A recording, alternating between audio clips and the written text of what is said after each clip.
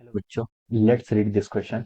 So this question says formation of a neutron star is explained on the basis of option A is conservation of linear momentum, option B is conservation of energy, option C is conservation of angular momentum, option D is none of this. Okay, तो चलिए बच्चों अब हम इस question को start करते हैं। तो देखिए बच्चों, इस क्वेश्चन का की कॉन्सेप्ट आप क्या लिख सकते हैं। The key concept of this question is, इस क्वेश्चन में हमसे पूछा गया है कि फॉर्मेशन ऑफ न्यूट्रॉन स्टार को हम एक्सप्लेन करते हैं किसके बेसिस पर। ओके, तो देखिए बच्चों, इस क्वेश्चन का की कॉन्सेप्ट आप लिख सकते हैं। आप लिख लीजिए फॉर्मेशन ऑफ न्यूट्रॉन स्टार ही क्या है, इस क्वेश्चन का आपका की कॉन्सेप्ट है। Okay, formation of neutron star is the key concept of this question. Okay, formation of neutron star is the key concept of this question. Okay, तो देखिए बच्चे न्यूट्रॉन स्टार आपका बनता है कैसा है। ओके, देखिए आपका क्या होता है, जब आपका जो स्टार होते हैं, जब आपका स्टार क्या कर जाता है, कोलाप्स करता है। जब आपका स्टार क्या करता है, कोलाप्स करता है। कोलाप्स करता है मतलब जैसे आपका स्टार है। ओके, कोई आपका स्टार है, मान लीजिए आपका स्टार है, ये क्या करेगा, देखिए स्टार क्या करता है, आपका श्रिंक होने लग जाता है। It is start to shrink. ये क्या होने लग जाता है, आपका श्रिंक होने लग जाता है। जब ये श्रिंक होगा तो देखिए हम बोल सकते हैं इसका जो मास डिस्ट्रीब्यूशन है, मास डिस्ट्रीब्यूशन क्या होगा आपका, एक स्मॉलर एरिया में आएगा। क्या आएगा आपका, स्मॉलर एरिया में आएगा। ओके, तो हम लिख सकते हैं कि इस केस में इसका मोमेंट ऑफ इनर्ट्स क्या होगा आपका, डिक्रीज करता है। आई क्या आपका मोमेंट ऑफ इनर्ट्स है, मोमेंट ऑफ इनर्ट्स क्या करता है, डिक्रीज करता है। और जो स्टार होता है ये क्या बन जाता है, न्यूट्रॉन स्टार में कन्वर्ट हो जाता है और ये बहुत ही हाई स्पीड से क्या करने लग जाता है, रोटेट करने लग जाता है। ओके, जो यहाँ पर आपका न्यूट्रॉन स्टार होता है, ये इसकी जो स्पीड हो जाती है ये क्या हो जाती है, मैनी टाइम्स, यानी कि क्या हो जाती है आपकी, इंक्रीज हो जाती है as compare to the original star.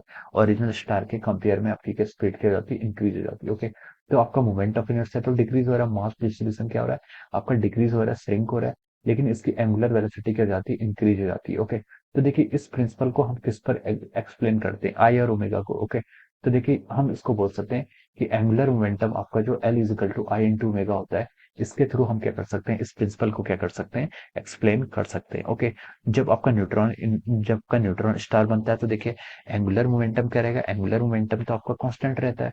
Angular momentum क्या रहता है आपका, कांस्टेंट रहता है। तो देखिए आपका जो मोमेंट ऑफ इनर्शिया अगर ये इंक्रीज हो रहा है, मोमेंट ऑफ इनर्शिया अगर आपका क्या होगा, इंक्रीज होगा, तो हम बोल सकते हैं आपका ओमेगा यानी कि एंगुलर वेलोसिटी क्या होनी चाहिए, डिक्रीज होनी चाहिए।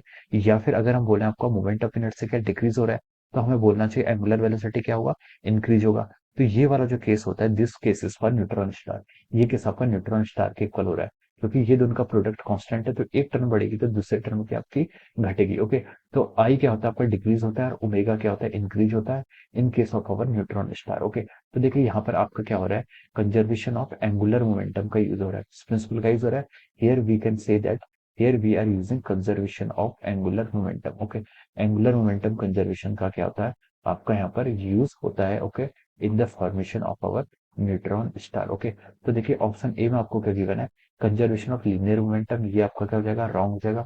ऑप्शन बी में गिवन है आपको कंजर्वेशन ऑफ एनर्जी, ये भी क्या आपका रॉन्ग है। ऑप्शन सी में दिया हुआ आपको कंजर्वेशन ऑफ एंगुलर मोमेंटम, तो हम बोल सकते हैं कि this is the correct answer. और डी के आपका नन ऑफ दिस, ये भी क्या हो जाएगा आपका, इनकरेक्ट हो जाएगा। ओके, तो इसके करस्पॉन्डिंग जो आपका करेक्ट आंसर होगा, हम लिख सकते हैं कि इस क्वेश्चन के करस्पॉन्डिंग अगर आपका option C is the correct answer, option C क्या हो जाएगा यहाँ पर आपका correct answer of this question. Okay, so we can say that option C will be the right answer of this question. Okay, so I hope you all understood this concept. All the best and thank you.